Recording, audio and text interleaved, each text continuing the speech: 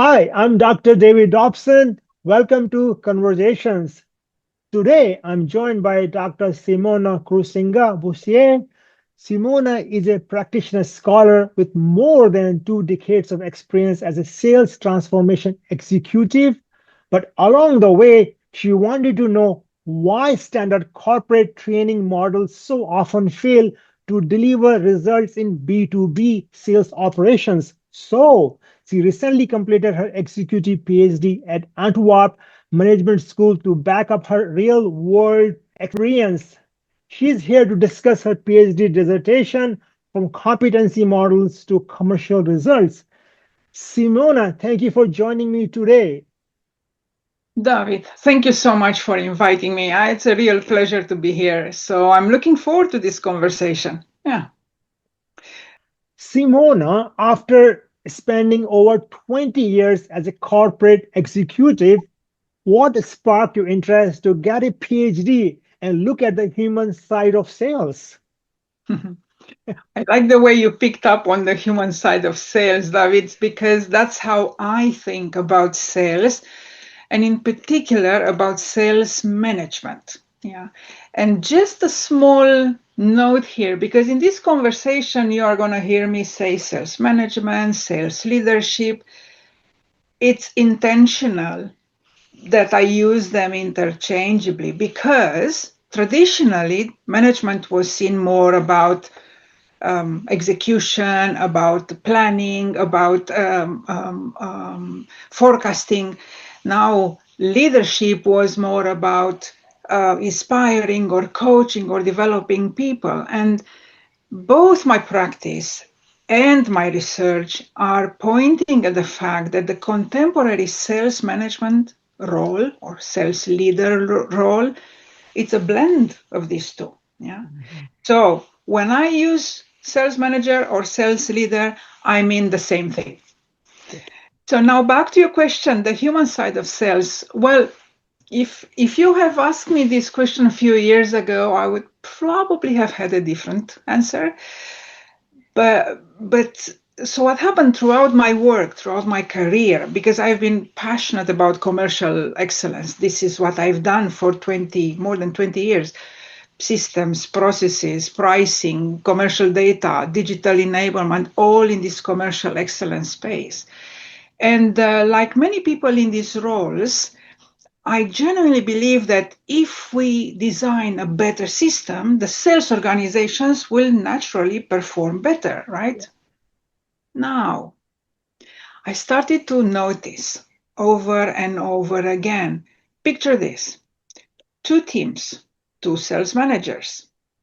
They use the same systems, they sell the same products, they have the same incentive systems.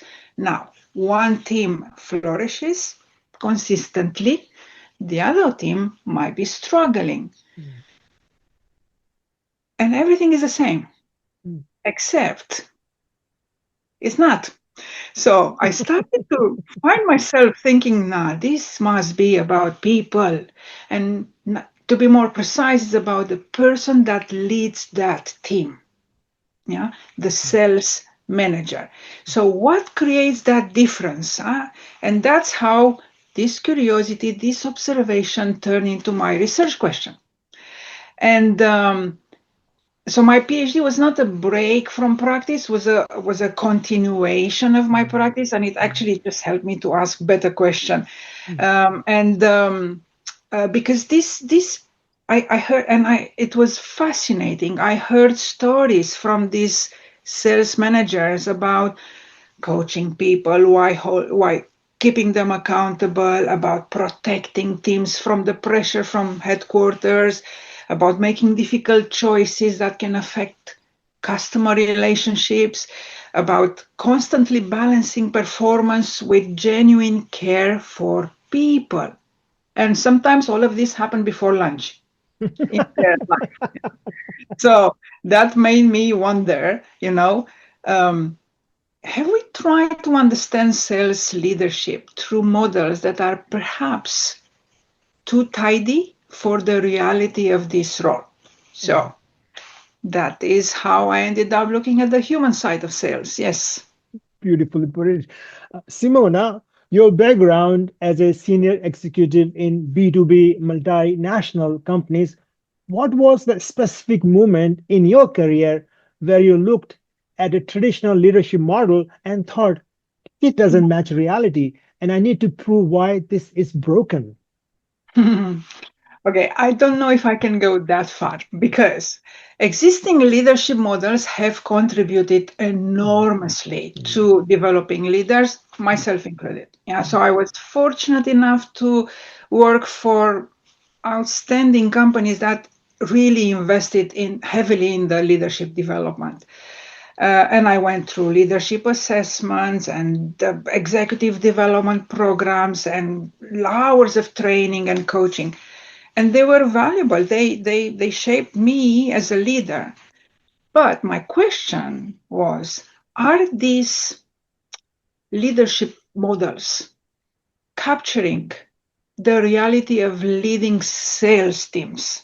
Yeah, because let's think about the leader of a sales team. Yeah, you lead salespeople. These people are most of their time with their customers, not with you as a manager.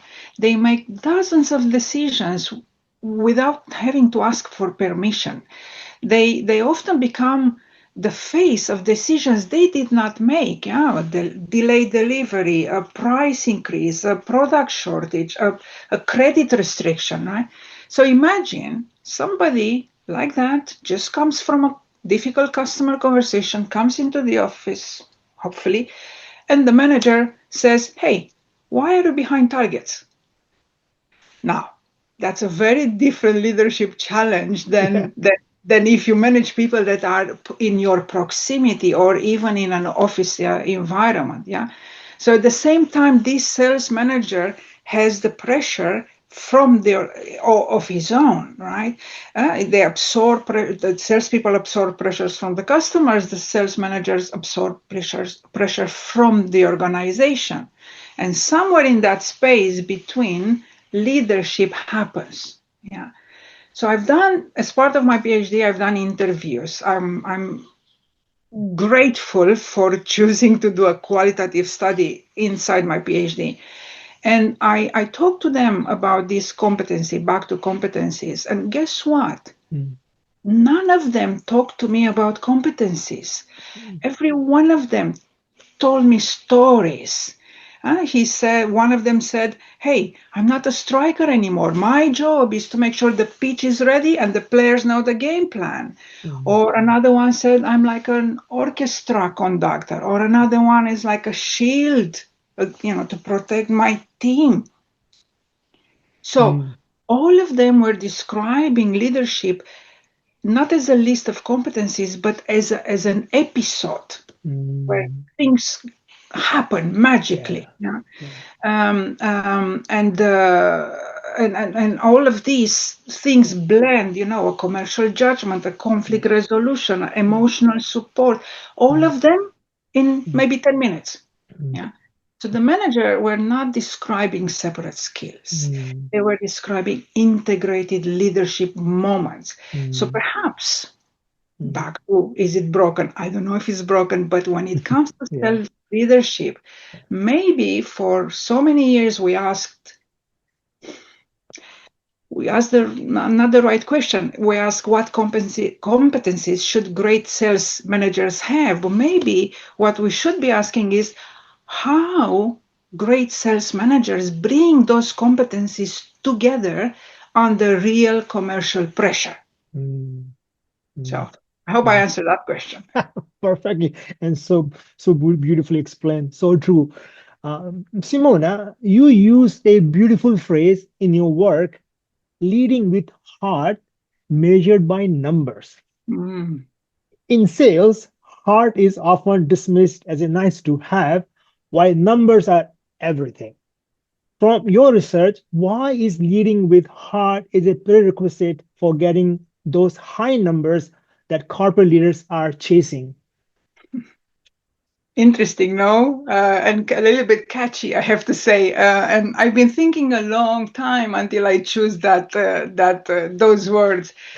When people, like you very well said, when people hear the word heart, Yeah. Sometimes they think about being soft or avoiding difficult conversations or Mm, even lowering standards. mm, But that's not what I found. mm, In fact, one of the biggest misconceptions about sales leadership is that they have to choose between caring for mm, people or and delivering results. None of them sees that as a choice. mm, So, but let's be clear, every one of them knows they are judged by numbers. Yeah, one of them said at the end of the day, it will be the number. But so there was no illusion about that accountability. mm, But every one of them said the only way to achieve that sustainably is through the people. So, mm, wow, I remember one said, if they shine, I've done my job. mm. Yeah. So I think that's the moment, when they become sales managers, they start shifting. Many people get to that role because they were outstanding salespersons, Mhm, sales. But the moment they jump into the sales leader or manager role, they know their success is no longer their success. mm, The team's success is the mm, sum of the people in the team's success. mm, So that's why so it reflected how much the people in the team matter for them and how much they care about the people in mm, their team and because and again back to the heart, leading by with heart, it's about having the courage to challenge someone because you want them to grow, having taking the time to understand what mm, happened before you judge the outcome. Creating an environment where people are willing to ask for help, mm, admit mistakes, keep mm, learning. Yeah. mm, So because if people stop trusting their mm, manager, they will stop bringing problems forward. And then, mm, and once that happens, performance will suffer mm, before you see it in the numbers. mm. Yeah. Sure.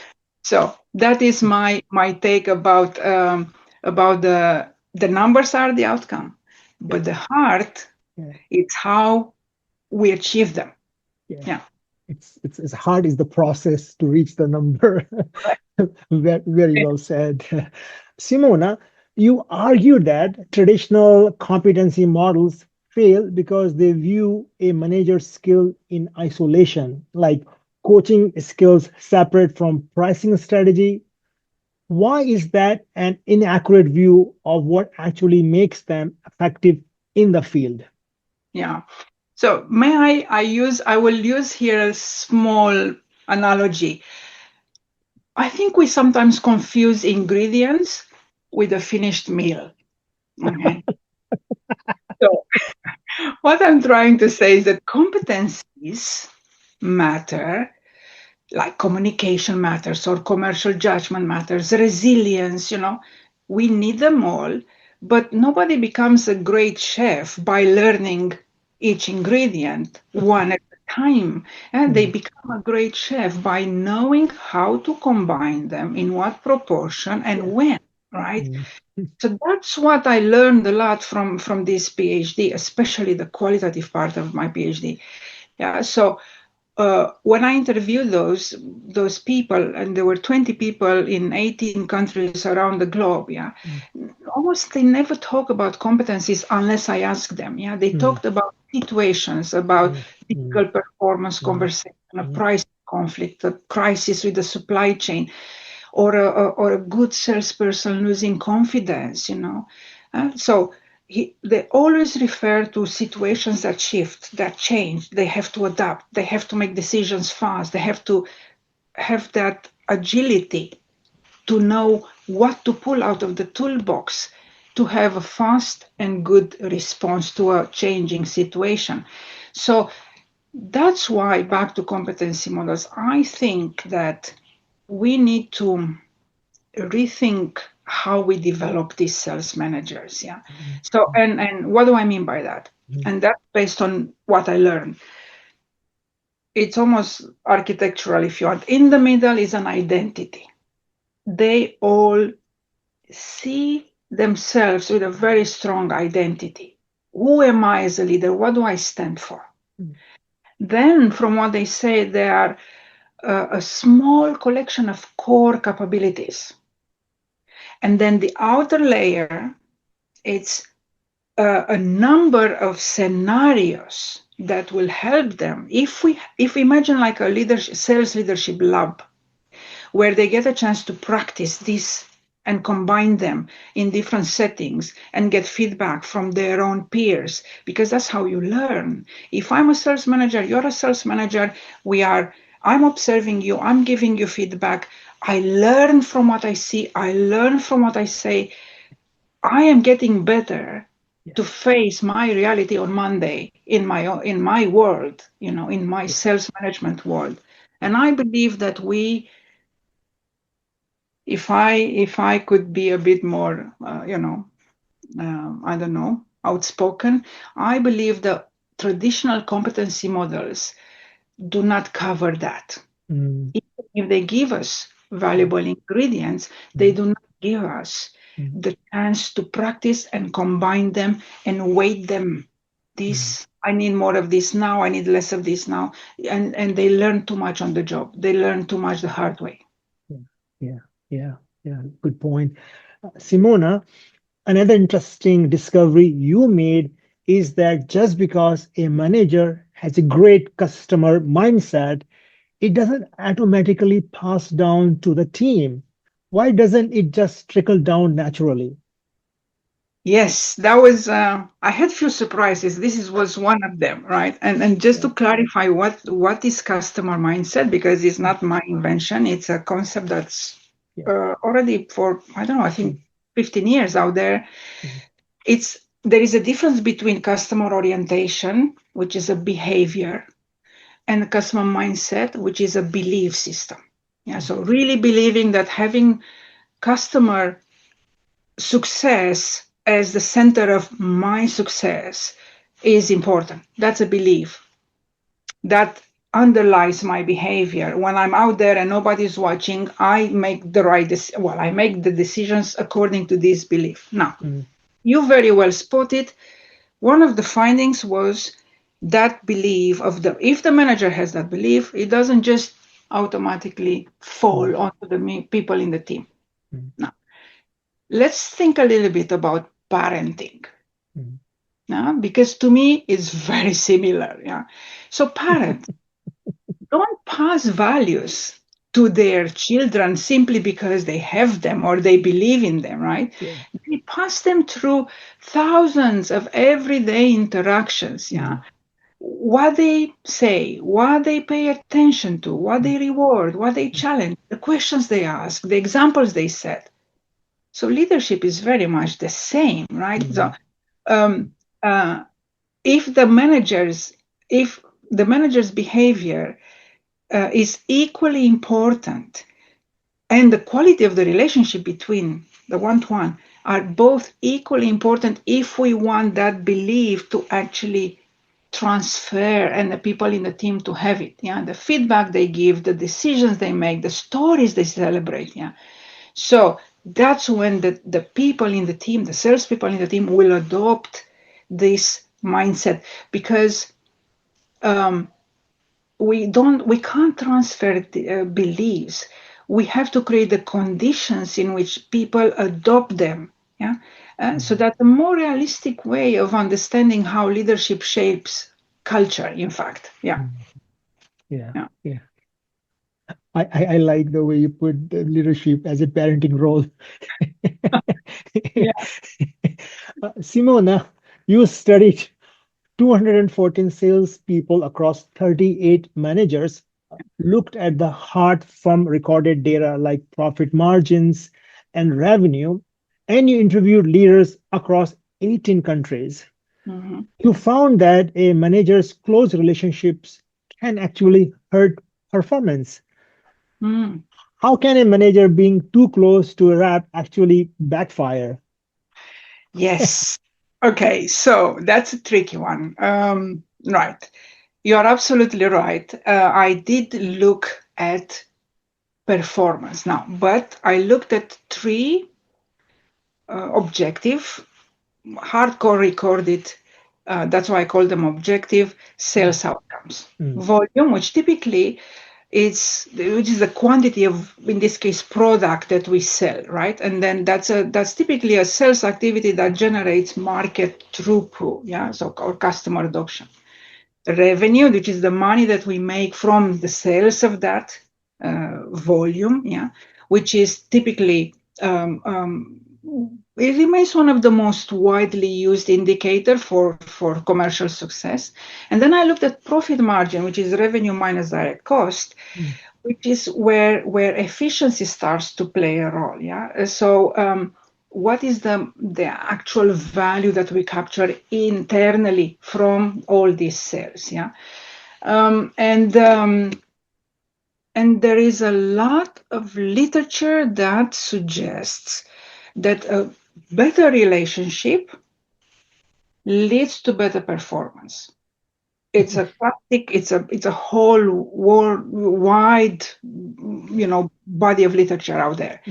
Now, my research suggested something a little bit more nuanced for the role of the relationship between the manager and the member of the sales person. Yeah.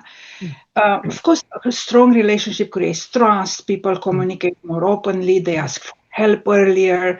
These are all valuable things. But relationship was not just another leadership behavior. It actually impacted how other leadership mechanisms linked to performance, I should say. But you've done your own research, you've done your own PhD, we cannot talk about causality in the type of studies that so I can't say this leads to, but the association points in that direction.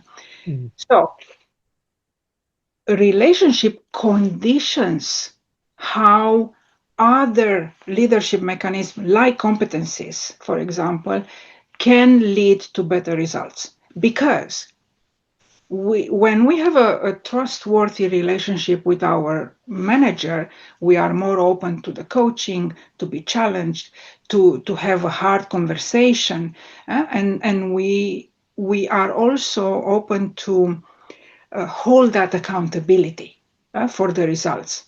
So but that is the role of the relationship that I found when I looked at objective sales outcome results. Yeah. And my conclusion is, trust, which is at the base of this relationship, is not the destination. It just allows leadership to happen.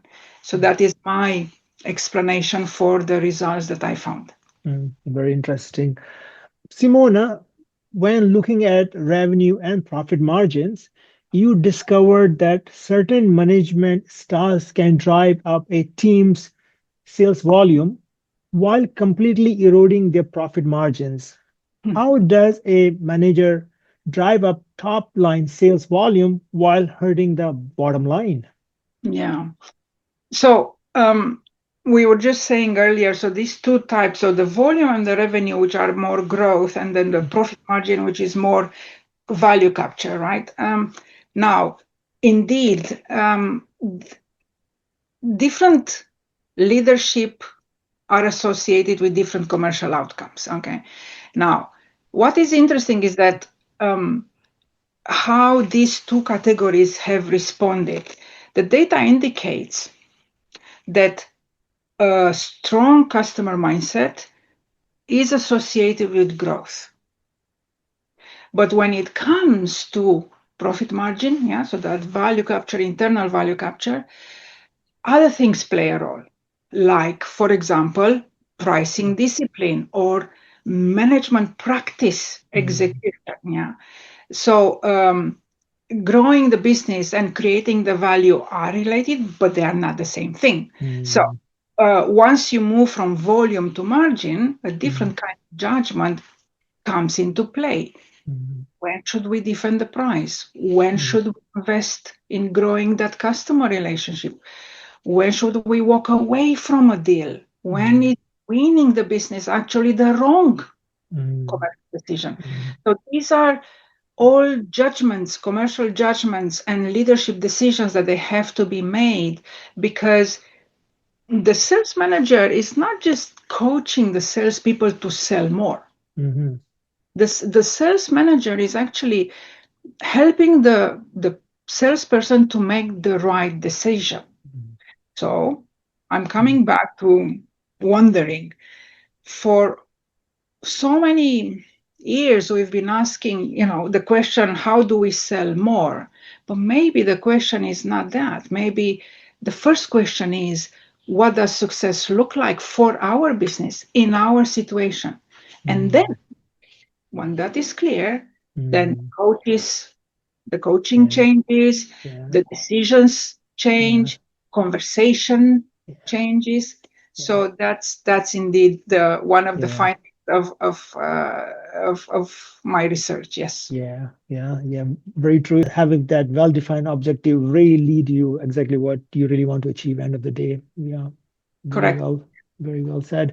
Simona, your research recommended that leadership development works best when we throw away the siloed checklist and focus on integrated development and supporting a manager's boundary work. If a VP of sales listening right now and wants to change how they train their managers, what should they do differently based on your research? Now, if I would be the VP of sales, the first thing I would do, so probably I'll point at three things. The first one will be, I would regularly spend time with my sales managers, but not in meetings, the field. Yeah. So watch the decisions they made, the conversations they have, the trade-offs they navigate every day. If when you see that and you understand, then you can design effective leadership development, sales leadership development programs that considers the reality of that role. The second thing I would do, and that's probably coming back to what we said earlier, simplify, right? So we don't want to keep a list of 30, 50 competencies. Let's choose those core ones that actually are the core ingredients we were saying a bit earlier, right? And then and make sure that they get everything they need to get excellent at those. And then number three, I would also change, and I think that's very important. What do I reward? Yeah. So the question is, can this manager coach? Can this manager do good performance review? Can this manager do accurate forecasting? Okay. But I would ask, does this manager consistently help the team make the better decisions? Because that's what that great sales leadership means. It improves the quality of the decisions people make every day with customers, with colleagues internally, and what's good for the business. Yeah. So if we me as the VP of sales, I can make sure that those decisions are consistently improved, then the customer outcome and the business results usually will follow. Like that, not just 100 lists, but focus on those key ingredients, those key core competency, which is very, very important to be successful in the field. Yes. Very good advice. Simona, you have over 2 decades of corporate experience in this space. So, for the frontline sales managers listening right now who are stuck between the corporate pressure and trying to support their teams, what is the best piece of advice you can give them? I'm a little bit biased because by the end of my PhD, I was so humbled by what these people decided to share with me in the interviews. You see, when you do the quantitative studies and you don't get that interaction, is very different. But when you talk to them, it's mind blowing. So I would start by saying a big thank you to these people, right? Because I really believe that they don't get enough recognition for what they actually do. Yeah. So every day, every day their teams walk into conversations that these managers cannot attend. They make decisions that cannot supervise. They represent promises that the managers didn't make personally. So at the end of the month, that manager is still accountable for the outcome. So this is the most contradictory type of role you could have in an organization. Yeah, that's the job. Yeah. That tension is built into the job description. Yeah. So what I would probably have two things to say. Number one is protect your capacity. Now, so we talk about resilience, but I would actually like to point at somehow at renewal. Yeah, because you can't give confidence to people if you run out of confidence yourself. You can't coach if you're exhausted. I remember one of them said, people look at you every day to understand how you feel. Yeah, your voice, your face, your body language. Yeah. If they feel you're not confident, that's it. They quit. Yeah, Right. and that's incredibly true Yeah. Yeah. because people don't look Yeah. at them for all the answers. People look at them for stability, especially Mm, emotional stability. Yeah. mm, So mm, so that will be the first, this mm, renewal. Find a way to renew, replenish your resources. Yeah, and then mm, second, probably when it's hard, just remember that your influence as a sales manager, although many times is invisible, it matters. Yeah, so in most of the days you don't see the impact of a good coaching conversation or a difficult piece of feedback that you gave to a salesperson, or the confidence that you help to rebuild, but those moments, they accumulate, and then over time they shape the way your people feel and think and decide and perform. Yeah, mm, so that's probably the most important contribution that a mm. sales manager can make. Yeah. What I really stuck to me is that your sales team looking you for stability. They're looking you as a role model. So I definitely see a lot of pressure to these sales managers to really live up to their role model role. They have to walk this line. Yeah, yes, Absolutely, it's a yes. tough job. Simona, what is your advice for individual sales rep who want to build a better, more productive relationship with their manager?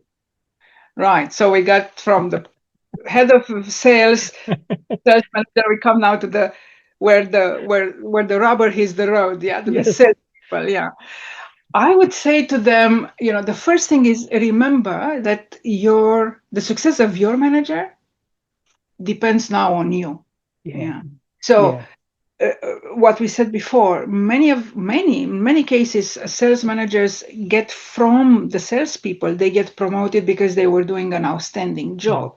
But the moment they get promoted, that's it. It's not mm, about their personal results anymore. mm, Yeah. So I would say to the salespeople, think of your sales manager as a partner. Yeah, it's somebody who can help you develop or even accelerate your development. It's not mm, just somebody who approves your expense reports or a special deal or evaluates your numbers. Yeah. mm, So, mm, and that is an important mindset shift. Yeah.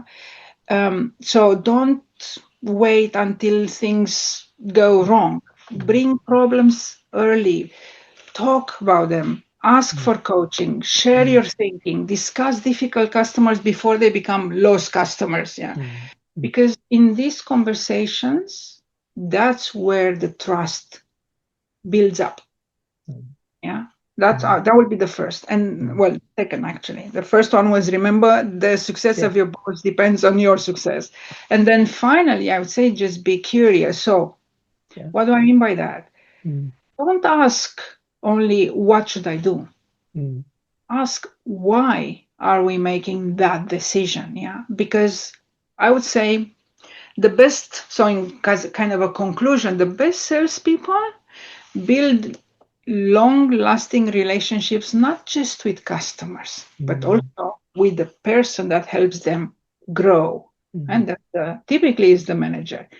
Yeah. So and these long lasting relationships are not built on let's always agree with each other. No, these are built on openness and trust and shared commitment to serve the customer and the company well. Yeah. Yeah. Very well said. And like you said, it's a team effort. It's not like, their work or I work. It's to collectively we work and we have a bigger success together. Absolutely. Yes. Simona, with your executive PhD milestone at Antwerp Management School, you have beautifully bridged the gap between theory and practice. What is next for you? Hmm. Yes, that is a good question, David. So, yes, indeed. As I said, my PhD was not a break from practice, a kind of a continuation. So, because it took from the moment I was in that interview to be accepted until my public dissertation, it was almost 10 years. So, and in these 10 years, I continued to work in international leadership roles, change jobs, change countries. So I did not discover this gap between theory and practice by reading about it. I lived it. So, and I realized both worlds care deeply about organizations to perform better. They just communicate in different ways. Yeah. So researchers produce knowledge, but it takes years if they reach the practitioners. Practitioners have to make important decisions every day and then rarely have time to read an academic paper or translate research into something they can easily use. So both sides are doing probably the right thing. It's just the opportunity of learning from each other and talking to each other, I think is great. Mm, Not easy, however.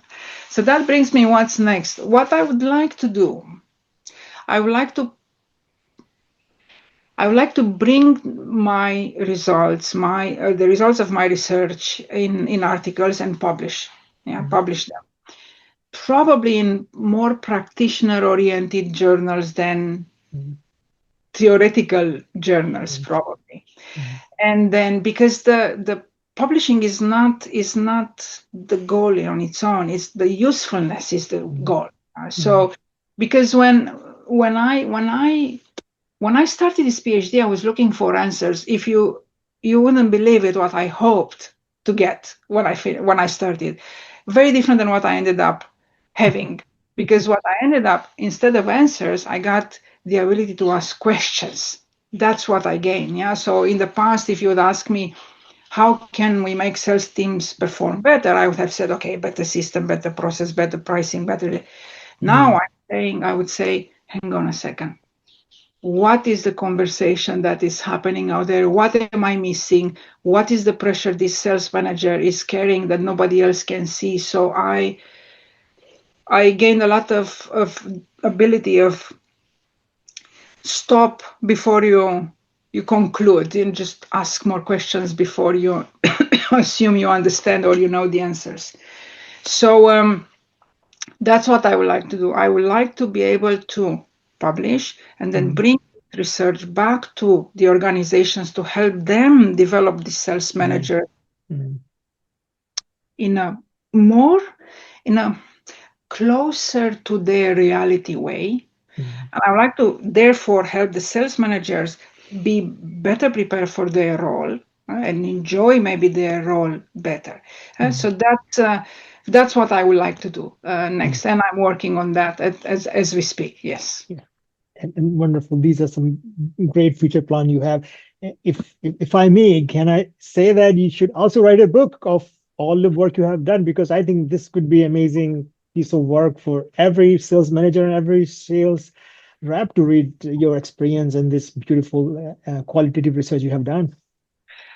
It's so interesting you say that. because a very old friend of mine has a PhD, also an experienced sales manager, leader himself.